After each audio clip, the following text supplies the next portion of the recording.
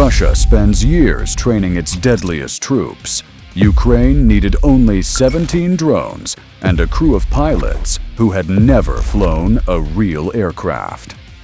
At 2:33 a.m. on October 10, 2025, the powerful 96 L6 Cheesebard radar watches over the Kalino airbase, a fortress valued at $500 million. Yet an invisible threat closes in on the night sky. In less than 10 minutes, that base will be struck by 17 FPV drones. The swarm, nicknamed the Hive Mind, is made up of two types: 7 heavy Piran equipped with powerful thermobaric warheads and 10 nimble Wasp drones armed with modified ERPG grenades. Kaval, the leader, pilots one of the Piran F2s. His screen shows a crucial readout. The battery is at 41%, giving him only 20 minutes of flight time to finish the mission. There is no room for mistakes. This is a precision demolition, not a scattershot attack. The swarm flies at a constant suicidal 25 meters above ground. At that altitude, Earth's curvature creates a radar horizon under 20 kilometers, a geometric blind spot no engineering can bypass. The mighty Cheesebard can track a missile in the stratosphere, but it can't see past a hill. It's simple physics. Crawl across the floor to steal cookies, and mom in the living room can't see you. But at 25 meters above ground, one wrong move is the end of the mission. Behind Koval's heavy Piran F2, the other 16 drones hold formation. These machines didn't roll off a military production line. Their carbon fiber frames were 3D printed in Kiev basements by volunteers who used to make toys. Each Piran F2 with its thermobaric warhead costs about $15,000. The 10 lighter drones fitted with adapted RPGs cost roughly $5,000 apiece.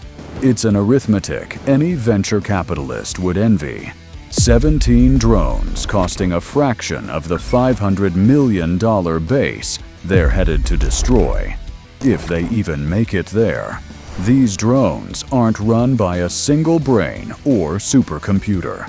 17 humans control them.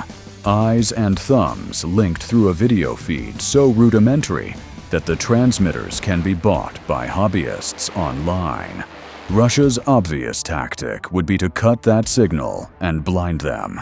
But here's the catch. There is no single master switch to turn off an entire swarm. The real power is human. Russia can jam a $50 transmitter, yes, but it cannot switch off the skill, improvisation, and resolve of 17 pilots at once. At 2:40, Koval's voice crackles into the headsets of the 16 pilots. "Go, Spider." The swarm's single-file line dissolves. The 7 heavy Piran F2s surge ahead as the spearhead, while the 16 light drones split into 2 flanks, peeling east and west. Operators call this tactic a saturation of vectors, a geometric nightmare that forces the defenders to frantically swivel, unable to cover a 120-degree attack arc simultaneously. Kalino's airbase defense centers on a full S-400 Triumph battery. Its main eye is the 96 L6 Cheesebard surveillance radar, completing a rotation every 12 seconds. Beside it, the 92 N6C Gravestone engagement radar actively searches for targets. 4 launchers with 16 missiles stand ready. As personal short-range bodyguards to the S-400, 2 Panzer S-1 systems lurk nearby, prepared to shred any close-in threat. On paper, this place is one of the Russian Air Force's most heavily guarded jewels. At 2:41, Sergeant Antonov, the Panzer operator, stares at his acquisition screen in disbelief.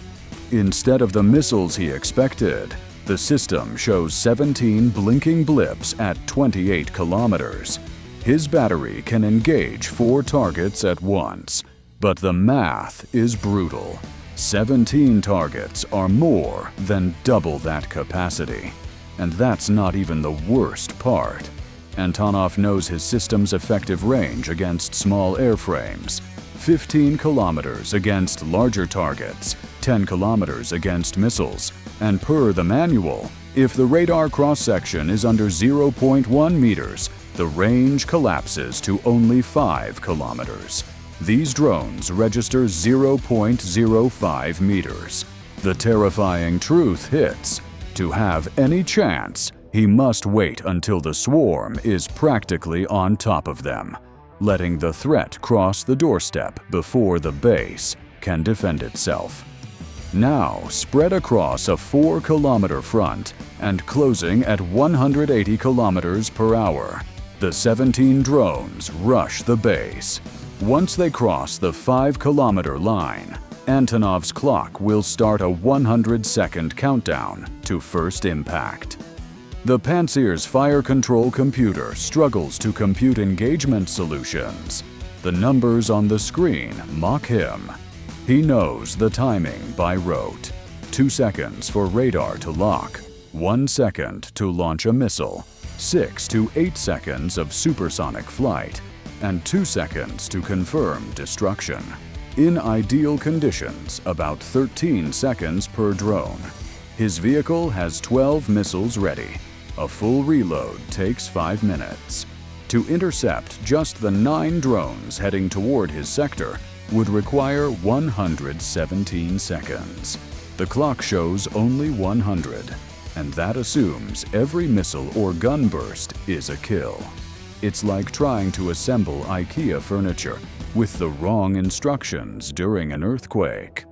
Good luck, Sergeant. While Antonov sweats in the cabin of his Pantsir 500 meters from the runway, the S-400's 96L6 Cheesebard keeps its majestic yet utterly useless rotation. This L-band giant can detect a house at 400 kilometers and track 100 targets at once. But it has a massive Achilles heel, a minimum elevation sweep of 50 meters.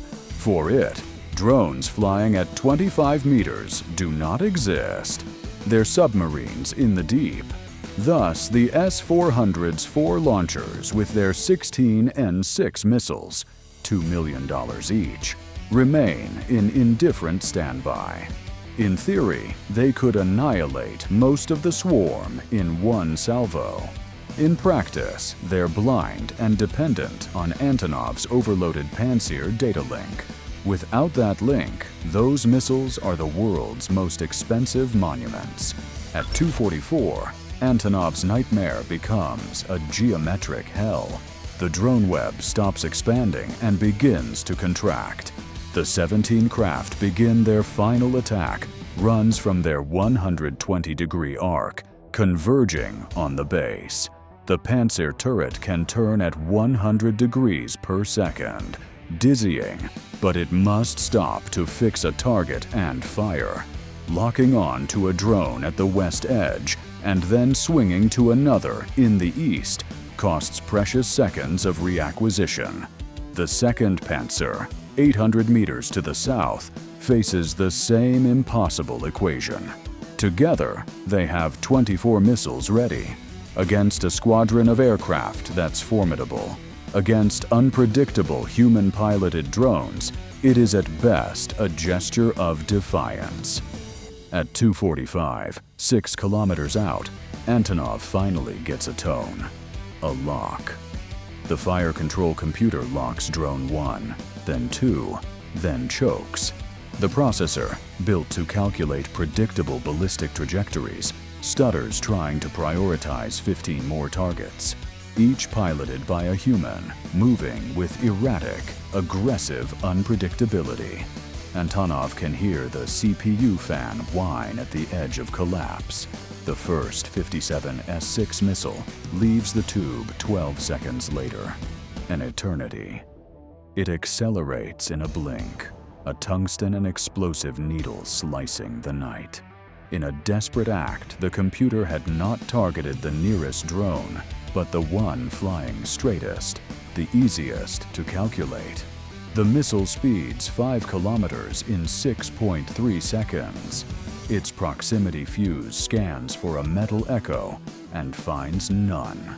The missile passes 3 meters from a carbon fiber and plastic frame and keeps going toward dawn. Enraged by the machine's failure, Antonov slams the override and takes manual control. He ignores the agile light drones and zeroes in on a larger Perron F-2, a juicy target. The second missile launches instantly at his command, obeying his thumb rather than an algorithm. This time, the proximity fuse works, and the heavy drone explodes into a cloud of tungsten shrapnel. 1 down, 16 to go. The math: he's burned 25 seconds. The lead drones are now at 3.5 kilometers. 70 seconds left. 10 missiles remain in his vehicle. 10 kilometers east, at the Voronezh airbase, sirens wake 2 35-year-old pilots. They're ordered to scramble. 90 seconds to airborne. Central Command reports a massive drone attack. With afterburners at full, their jets scream off the runway, burning fuel at a furious rate as they sprint toward Kalino at 2,000 kilometers per hour. At that speed, the flight time to Kalino is 7 minutes. They will arrive just in time to witness the smoking ruins.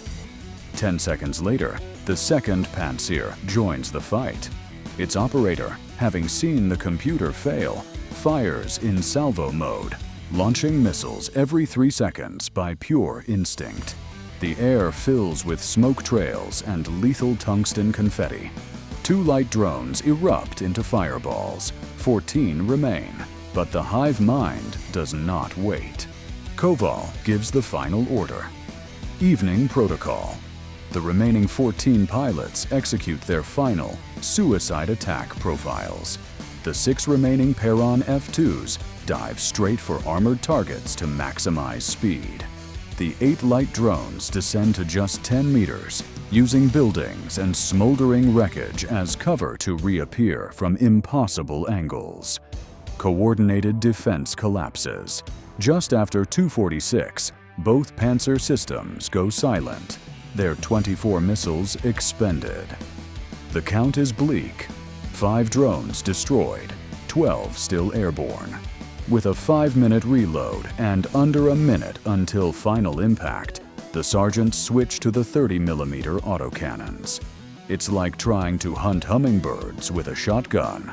Their bursts slice the night and hit nothing. In desperation, the S-400 command authorizes blind firing without gravestone radar data. 2 N-6 missiles, $2 million each, roar skyward. Designed to intercept bombers at 200 kilometers, they are useless against carbon fiber drones inside 2 kilometers. At 2:47, Sergeant Antonov knows it's over. 12 drones are inside the 500-meter perimeter, a storm of carbon fiber striking from 8 vectors. The Panzer turret spins, but it's like trying to put out a forest fire with a water pistol. He and the other sergeant watch the points converge on their screens, hear the high whine of motors, feel the vibration in the ground, but cannot stop it. They see 4 command drones, 3 heading for the fuel depot and others toward parked sub-30 vehicles. The 30mm guns spit tracer into the night and find only air. Exactly at 2:47, the first Perron F-2 slams into the reinforced steel door of the command bunker. Its thermobaric warhead is designed not just to pierce, but to annihilate precisely. The initial detonation disperses a fuel aerosol. A microsecond later, a second charge ignites it. The resulting fireball, 3,000 degrees Celsius, consumes oxygen, creating an overpressure wave that rips the door inward as if it were tin foil and turns the bunker's interior into an infernal microwave. 5 seconds later, A second Perron F-2 ignores the dented door and crashes into the bunker's main ventilation grill. The thermobaric blast detonates inside the steel duct, turning the base's life support system into a distributor of death. The overpressure and fire race through tunnels, blowing out rooms from the inside and frying communications servers. At 2:48, the last two Perron F-2s hit the 96 L6 cheesebarred radar. They need not be precise. They need brute force. The first thermobaric warhead detonates at the mast base, cracking concrete and bending steel. 7 seconds later, the second drone strikes the already weakened structure. The 30-ton antenna, built to withstand hurricane winds, tears free of its mount and collapses with a metallic roar. Seconds later, a drone carrying an RPG-7 finds its target. The main fuel depot. It doesn't hit the tank's center, but the upper pressure valve. The RPG grenade punctures the thin metal shell and detonates into a space filled with kerosene vapor, a perfect mixture. The vapor ignites in a subsonic detonation, a deflagration that rips the tank lid off like a can top. A river of burning fuel, 2,000 degrees Celsius, shoots skyward, creating an artificial sun that washes the base in an eerie orange light. At 2:49, the final wave of 7 RPG-armed drones executes the final phase, striking maintenance hangars, pilot barracks, and transport vehicles. By 2:51, 2 U-35S aircraft arrive on scene. Their radars find no friendly signatures. Kalino has been erased from the electromagnetic spectrum. What their eyes see is a nightmarish tableau. The artificial sun over the fuel depot lights black smoke plumes from a dozen points. Secondary explosions still pepper the darkness. The patrol leader makes a single pass. His camera records incontrovertible evidence. 17 3D-printed drones, guided by amateur pilots, rewrote the equation of war. They proved that superiority no longer depends on the cost of a missile, but on the boldness of the hand that guides it.